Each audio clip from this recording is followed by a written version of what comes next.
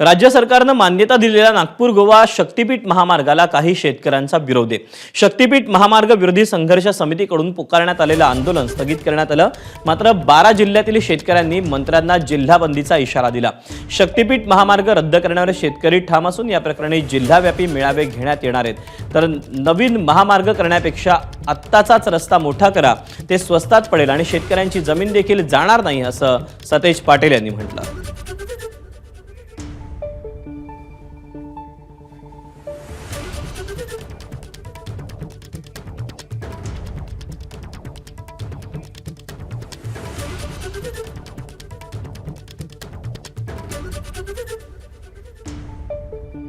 शहाऐंशी हजार कोटीचा रस्ता करण्यापेक्षा आहे त्या रस्त्याला 4-5 हजार कोटी रुपये द्या, जे रत्नागिरी नागपूर हायवेला जोडले जातील आणि ज्याला यायचं आहे तो त्या रस्त्यानं त्या ठिकाणी येऊ दे। किमान आमच्या जिल्ह्यातले रस्ते जे नागपूर हायवेला आत्ताच्या असणाऱ्या हायवेला जातात ते निदान चांगले होतील, जोडले जातील, ही आमची भूमिका प्रामुख्याने त्या ठिकाणी। तर शक्तीपीठ आंदोलनादरम्यान जयंत पाटलांनी टोलेबाजी केली। राजू शेट्टींकडून गॅरंटी घ्या, माझ्याकडून घेऊ नका, कारण तुमच्या मनात माझ्याबद्दल शंका असल्यानं माझं काही खरं नाही, असं जयंत पाटील म्हणाले। बोलायचं हळूहळू कमी झालं, कारण बोलून काय उपयोगच नाही।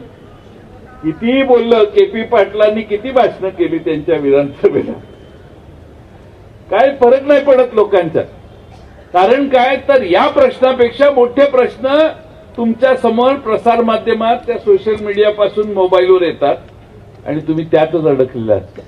आपल्या अंगावरून शक्तीपीठ मार्ग जाणारे हे विसरतो आणि मग हे हिंदुत्वाचं झालंच पाहिजे, हे अरे तुझ्या अंगावरून शक्तीपीठ महामार्ग चाललाय ते राहिला बाजूला, असा सगळा कार्यक्रम चालू आहे। आता काय तुम्हाला मी सांगायला, आता भाषणाला वेळ नाही, सभागृहात आम्हाला जायचंय।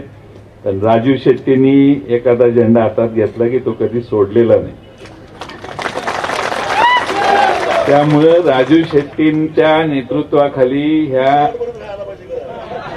माझी गॅरंटी घेऊ नका, माझं काय खरं नाही। कारण काय तुम्हाला माझ्या मनात शंका असल्या, माझ्याबद्दल शंका असल्यामुळे तुम्हाला हमी देणंही जरा धोक्याचं आहे। एबीपी माझा, उघडा डोळे बघा नीट।